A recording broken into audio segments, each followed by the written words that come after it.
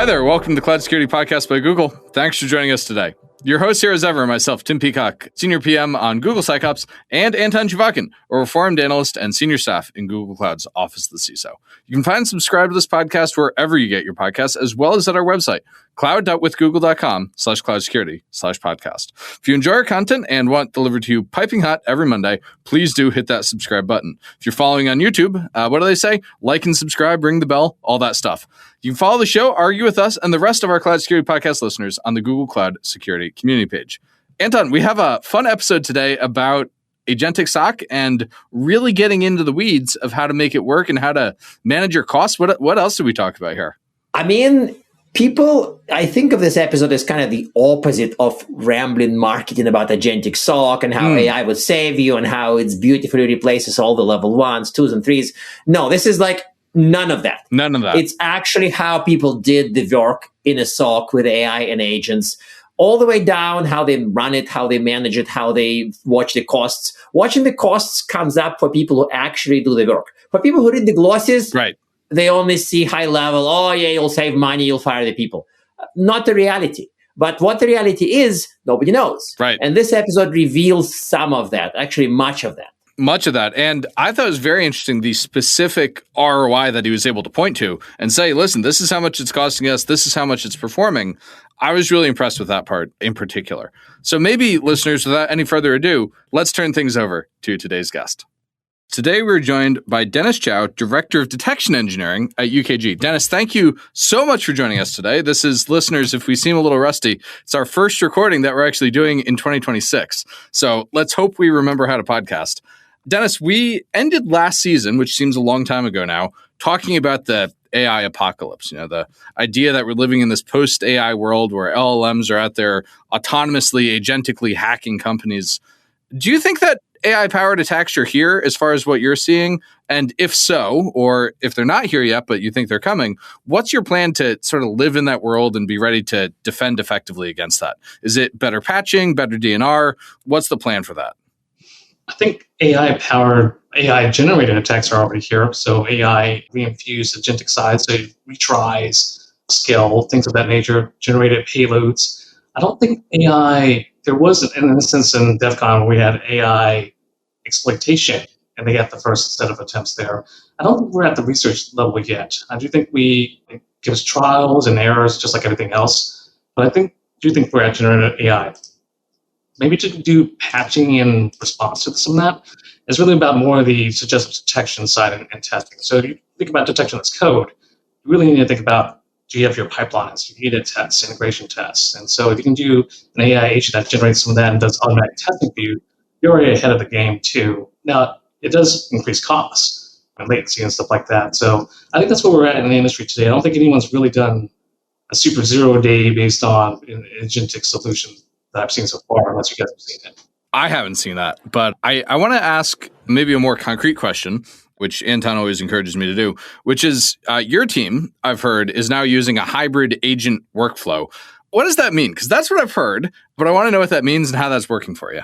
By the way, before you answer this, I want to stick my nose in there for a second. I've noticed recently that when anybody asks somebody else about agents, it's usually polite to say, and how you define agents. By this, I mean, and the reason why I want to add this is I've met people who think that LLM with tools is an agent, and that's all they have. And I'm a little nervous when I hear this definition. So perhaps define agent before you answer Tim's question. Sure. So our agent definition is an agentic system mostly for most parts. So we have multiple agents doing something together, reasoning, utilizing tools. Now, those tools could be wrapped and used for something. For us, it means synthesizing what a human can do using those tools, whether you're MCP server-based or you're using just a standard API gateway wrapper or a cloud run function to do some of those things. So those are what we consider as agents.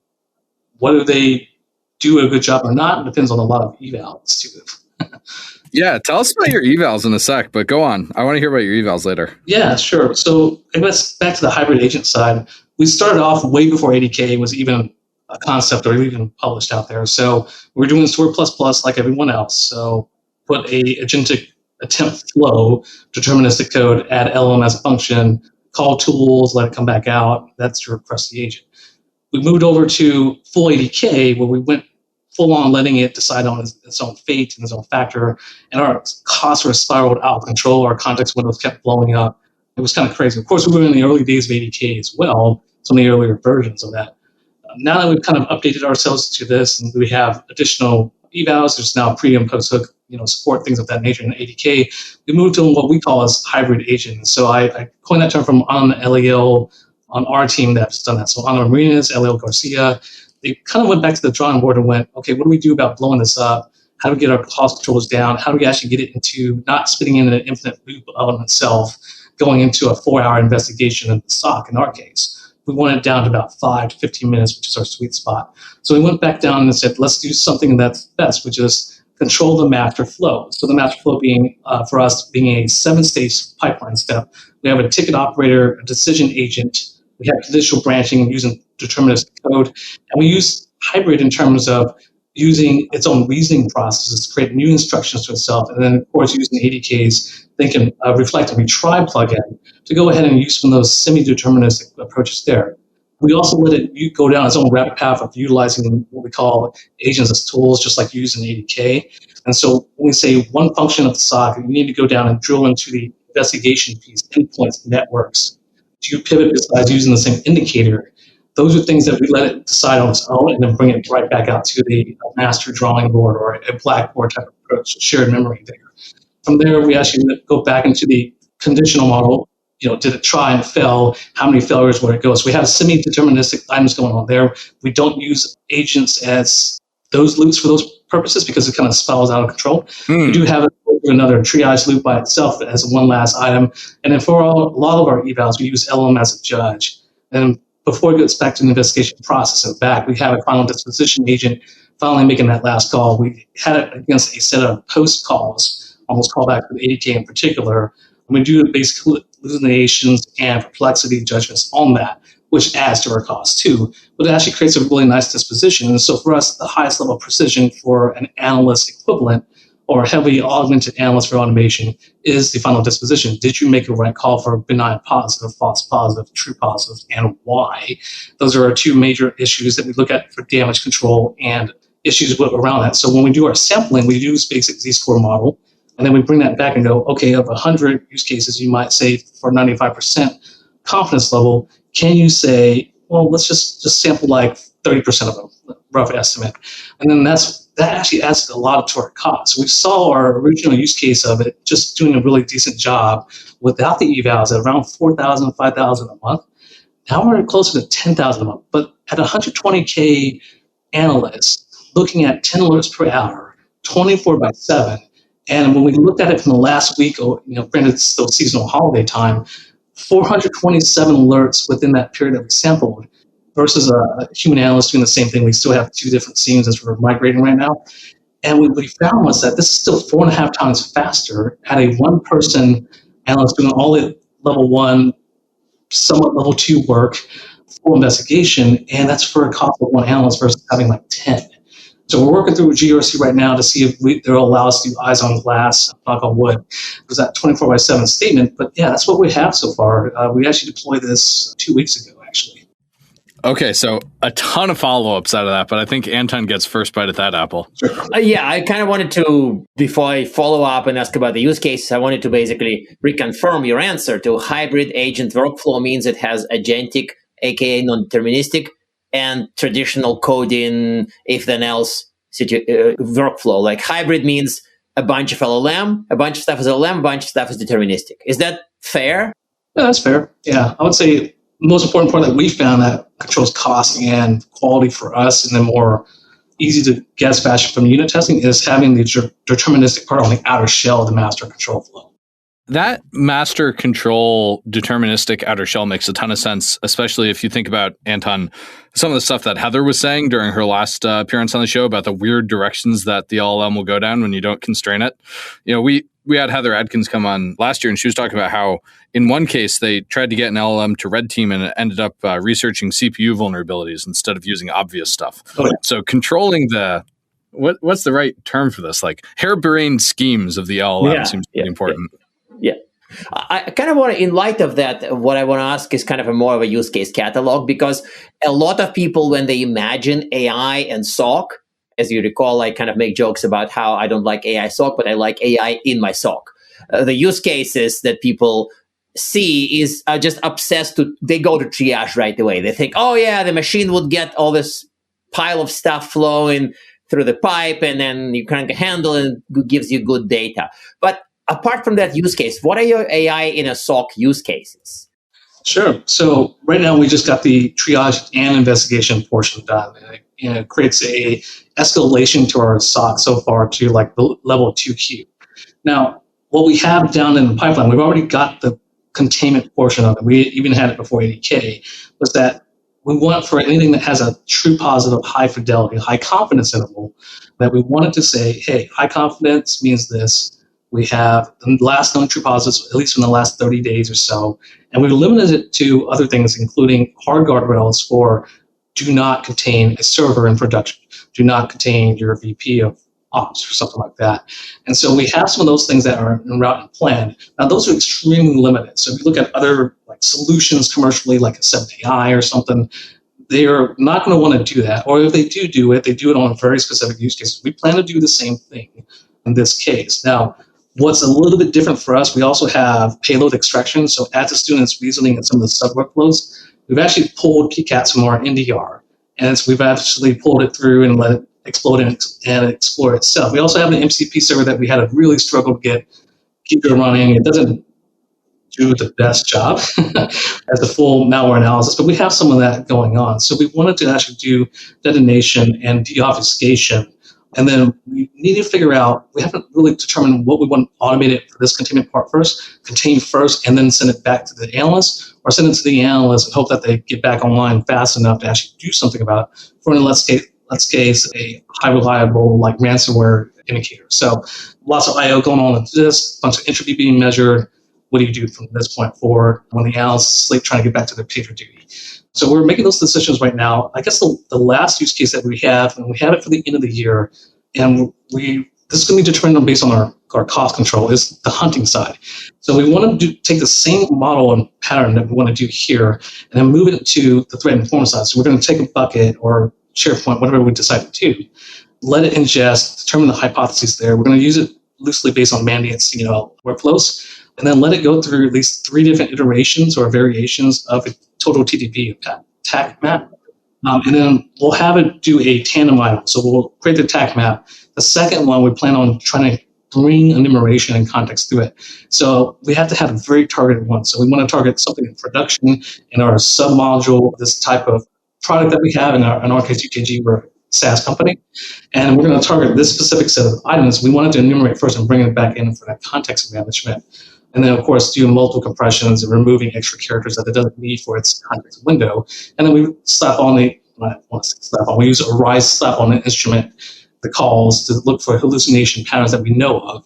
And then we move forward with that. Now, how we control that cost and variation so that today we're not quite sure yet, to be honest with you. But we do know it's going to model based on what we do and optimize on the SOC AI agent traditional analyst case. And I guess this third part, if you include DE as part of SOC, we plan on doing an agent that uses Git runners as well. Sorry, you include what as part of SOC? Detection engineering, sorry, DE. Oh, DE, of course, yeah. That's the usual debate about is it a peer org or a part of SOC. Yeah, that makes sense. Correct. And so we're debating on, we know it's easy enough, in quotes, to create indicator-based detections, but we don't know how it will do with TTP-based ones that will stand the test of time. Can it create the right statistics without hallucinating some random thing? And does it know how to read the data and truly understand what we have in a lake when we give it to it and let it test overnight and using Git runners? So that's kind of what we have in our planned maturity pipeline. That's a really interesting roadmap you're laying out there. I want to maybe take a step back and up-level this a little bit. So for your overall SOC, what are the metrics you're reporting up to your leadership? And then how do you think that the agent and all the agentic work you're doing is going to shift those metrics? Sure. So we have 2 different types, just like everyone else does. We have the one that the fancy drawings for senior leadership that they want to see. The return on investment obviously is like, hey, how much produce or throughput are we getting from this, AI agent today? And today we were seeing a 4-to-1 cost ratio. So that's not bad, but we could do better. And then, of course, we also see the mean time to detect in terms of not just developing a detection later on, but a mean time to triage, contain, investigate, close the entire ticket and response. We're measuring against that which is AI labeled and which ones aren't. Now, we are fortunate to have two SIEMs today that we are funneling two different alerts to and same use cases as reporting and migrating them to. So we have the benefit of seeing the analyst versus the AI agent. Now, on the sampling that we are doing, we were trying to figure out how to create no one knows how to really, well, everyone tells you how to do it. No one gives you a free pattern to do it and a free code set to do it. So the reinforcement learning and human feedback loop, how do you automate that? So for now, it seems kind of terrible, is that we'll still mark yes or no on labels that we have for our case management system. Now, we don't have the distinct issues around that evaluation, like which error, which degradation of functionality. And because we have a multi-agent system, roughly about 10 active, potentially up to 20 in use, depending on what kind of rabbit holes it goes to, you have to have evaluations across. So it does to go into red holes, right? Right, yeah. You use it on every agent, and the agent interacts with itself, and it gets kind of crazy. So we're not going to tell management about that for now.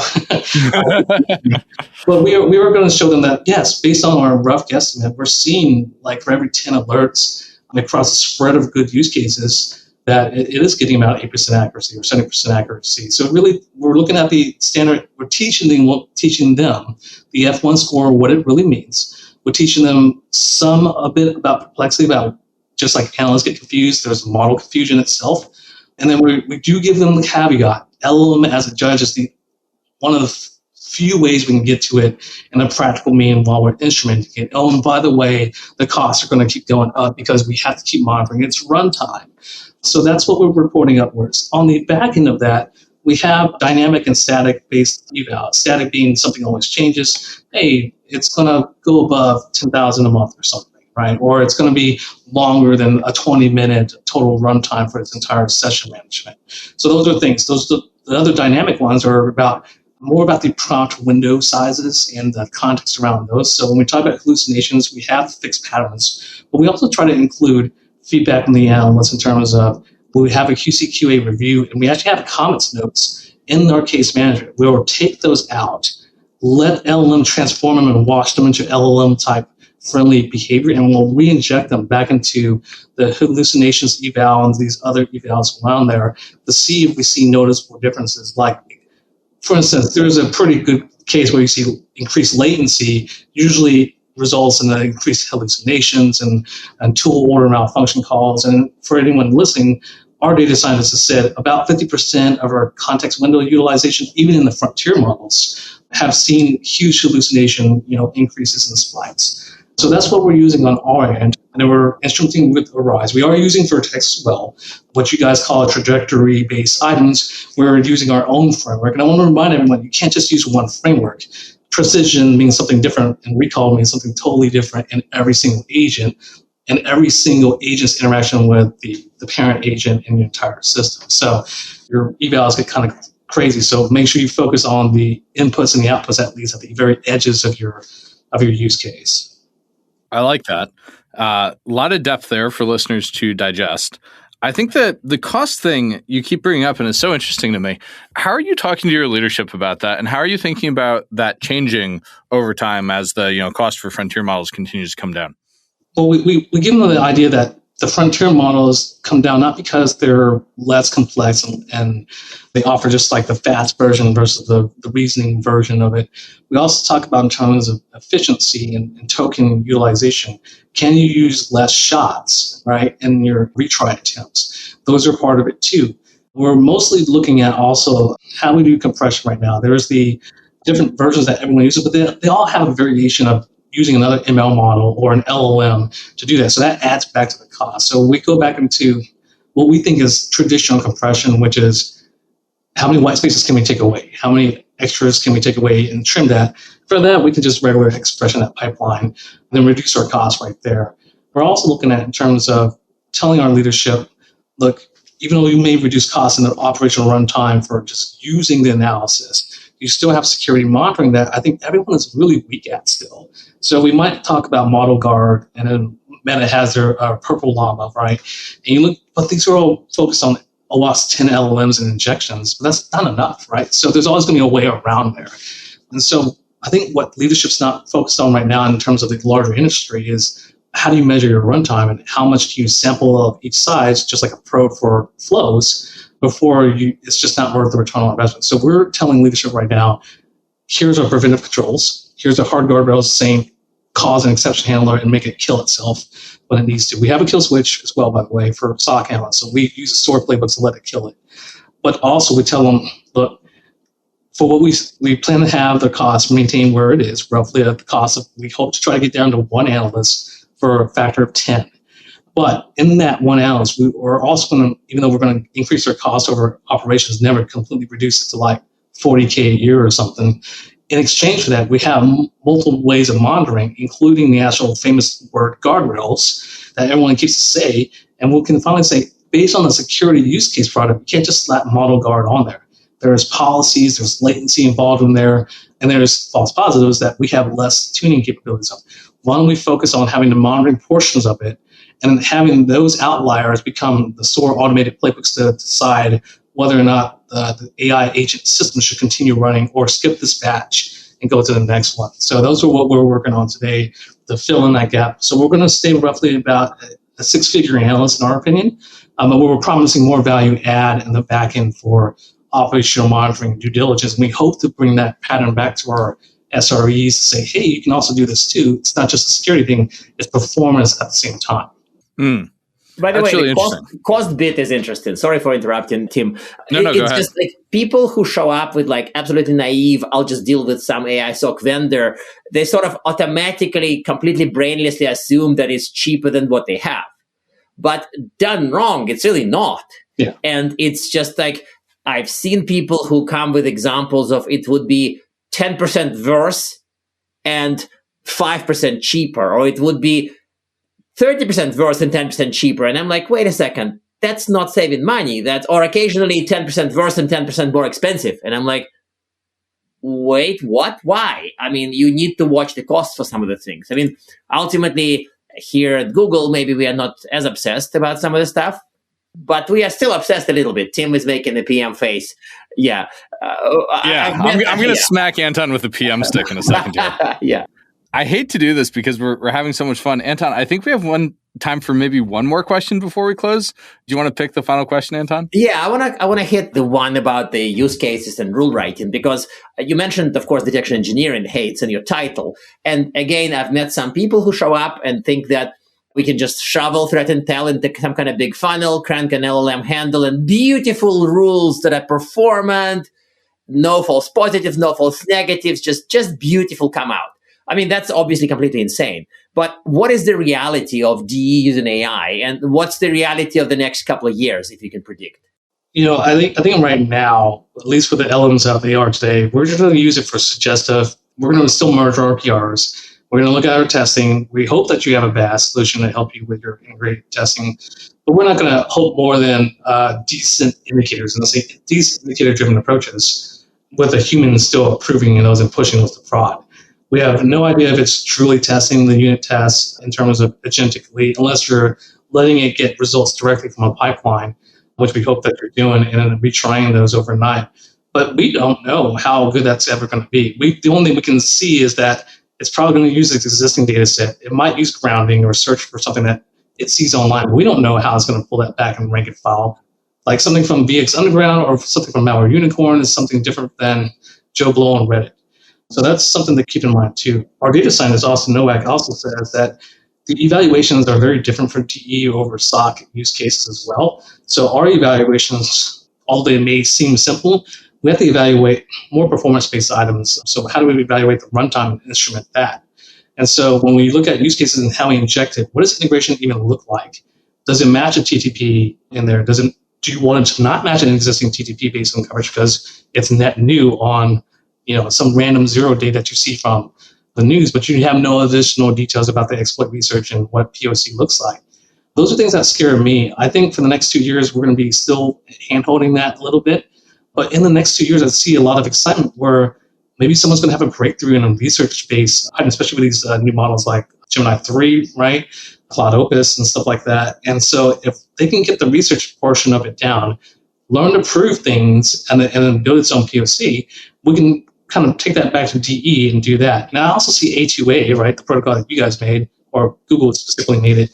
And I finally can see that there's going to be more examples of that, because right now everyone's trying to create the context management window override and compress, and then create new sessions to kind of get around the 1 million token limit. I think in the future, we're going to see more micro A2As going on with single purpose AI agents and a simpler A2A talking together. And so it's easier to say, just extract this one key value pair of this JSON payload or whatever the protocol may call for, and just give me that as my context window instead of trying to do multiple iterations in that same connection session. So that's my take on it. Well, this has been a super deep dive in a lot of ways, and I hope our listeners were listening at 1x speed, because this would have been a tough one to keep up with at higher speed than that. I have to do my least favorite part of the show, Dennis, which is ask you our traditional closing questions. 1, do you have a tip to help people on their agentic SOC adoption journey? And 2, do you have recommended reading? And that reading could be anything, just not Anton's blog. Not even a single post. Sorry. Yes, I know. Yeah, we're blocklisted myself because definitely Anton's blog about the seam and the stem. but honestly, so at the architectural level, Chip Wynn's books for the AI engineering side, it's probably a good starter pack for everyone. You guys in GCP land have really done a really good job with Skill Boost, so I would say take a look at that.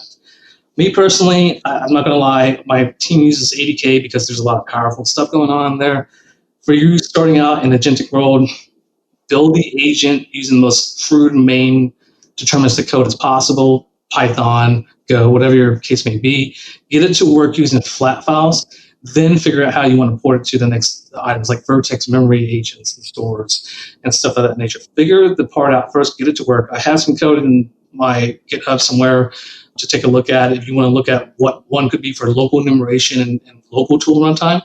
And then once you have that, everything else becomes an experiment. So keep trying and don't vibe code everything. Just vibe code.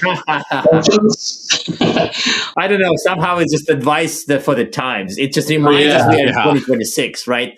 Don't vibe code everything. just like a function or something you really can't figure out. And then don't forget the exception handling. I know some of you, including OffSec, including me, we hate writing exception handlers. Start your guardrails off in the most basic exception handling. If it can be bypassed regular expressions, you didn't do a good enough job. Use LLM as a judge much later when you finally figured out how to keep your costs under control and get it to work.